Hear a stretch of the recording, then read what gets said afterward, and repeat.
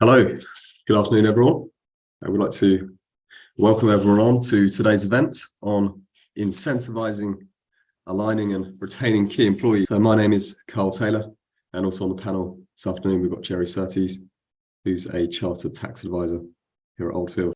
In today's event, we're going to be covering off on three of the most powerful ways to incentivize and retain employees. That's the first three key points on the agenda there.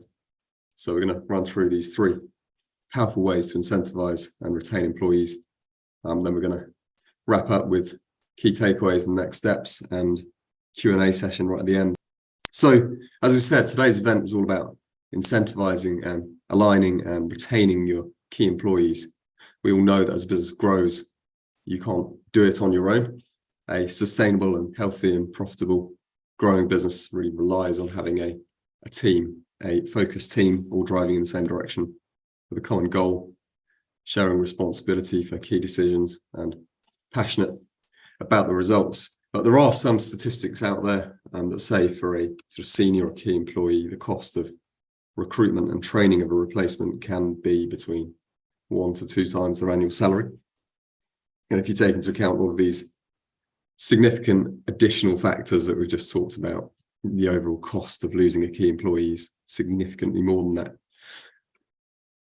On the other hand, there's the value of an effective scheme to incentivize and align your team, to align your key staff members. I think we've seen that in reality. We've seen the real positive impact that having a good incentive scheme in place can really have. There were just a couple of examples that we've had over the last few weeks, months, where an effective incentive scheme for key employees has been essential and successful.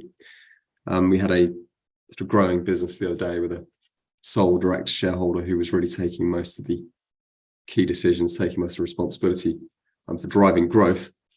But they also had some very key employees that were also bringing in a significant proportion of the business. And it was really quite a risky situation. Any one of those key employees could have left at any moment, set up on their own, and really damage the business. So it was really critical to put an incentive scheme in place to retain and incentivize those key employees, make them stay.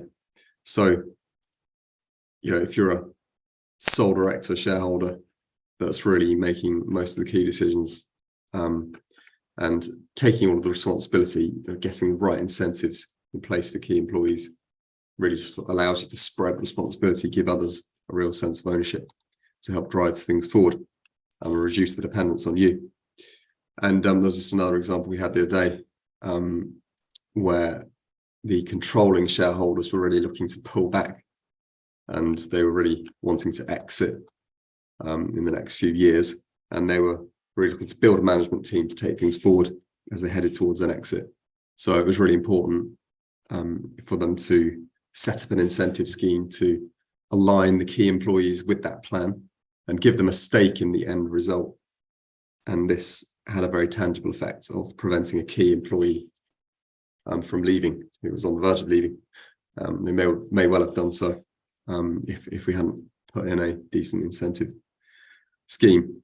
So we're now going to unpack the 3 most powerful methods we've seen to incentivize and retain your key employees. Probably really important to say that these aren't the only methods, but these are 3 really powerful ways to do it that we've seen are really effective.